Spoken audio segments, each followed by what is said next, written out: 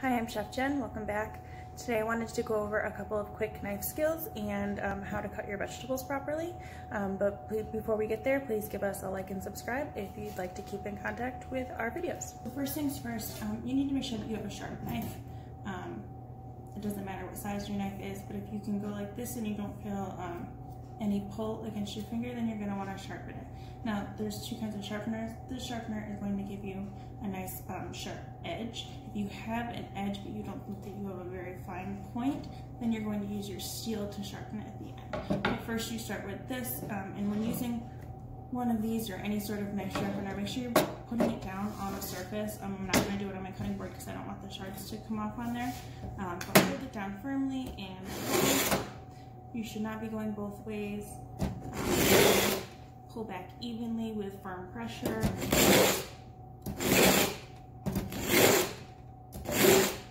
Usually I just do this, but just to show you how to use a steel, you can go away from you. And when you're doing that, you're doing it at a kind of like J kind of hook. And then you want to do both sides evenly, or you can come towards you, which is sketchy. Some steels have a lip here, mine doesn't, so if you're coming toward yourself, you want to be careful that you're not slipping off and getting your finger. So there's that.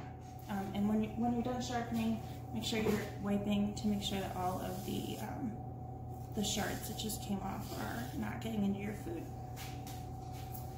So a couple of the things that you guys asked to show you is how to cut an onion.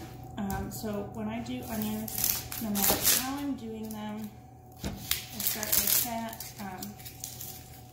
You want to do the opposite side of the one that has the hair on it. So we're not getting all of the little paper pieces all over the place.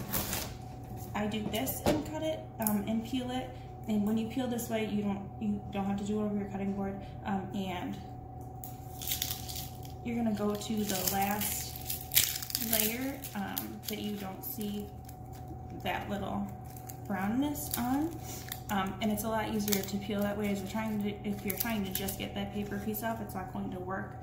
Losing one layer of onion isn't really going to hurt you. So.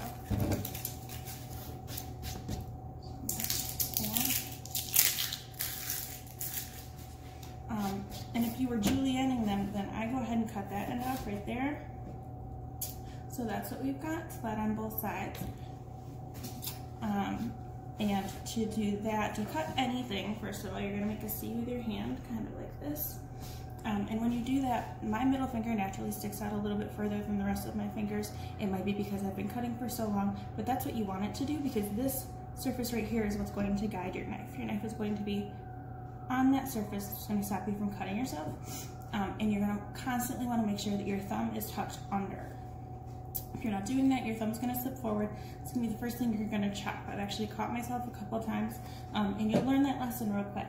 So here's my C. I'm a little bit backwards, but you can see it. And when you go to julienne, just keep your knife close.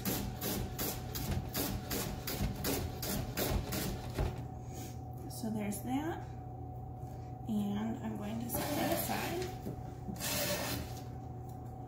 Now, when you want to dice your onion, a lot of people cut in this way and this way, but if you look at your onion, it's already actually cut this way. So when you do your dice, if you want to do large dice or whatever, just do your cuts this way, and it will naturally, automatically separate that way. I just caught myself doing it, so I'm going to explain it to you. You should never really have your finger on the top of your knife. If you're having trouble controlling your knife because it's so large, I actually have a 10.5 inch blade here, so sometimes when I'm doing fine detail work, it's a little bit harder to control. What you want to do is choke up on your knife, so you're less likely to lose it if you've got a better grip on it this way, as opposed to this, where it could easily just slip out of your hand. And like I said, so I'll just cut this way, and it will automatically separate when you cut that way. So there's your dice. As far as a secret behind not crying, I've just learned that if I breathe through my mouth and not my nose, I cry less or later on in the cutting, as opposed to trying to breathe through my nose. And there you go. And how to cut a tomato. The easiest way to cut a tomato is to honestly use a serrated knife. So it's got the edges there. Obviously cut the top off. And when you cut into a tomato, don't push down because it's obviously a soft surface. You're going to push everything out of it. You're going to want to get a sawing motion. Like that. There you go. If you're doing a bell pepper, sometimes you will notice that when you go to cut into it, if you're cutting this way, you might not cut through this surface very well, and actually you shouldn't be cutting that way. You should be flipping it over and cutting on the soft surface through, and it's going to dull your knife less and be easier to cut through. So there you go on that. And also if you're doing bell pepper, this right here is called the pith, and it is a little bit bitter, so if you are looking to not have that in there, just go ahead and cut it out. So there's that. If you're doing something hard, like a carrot or a potato,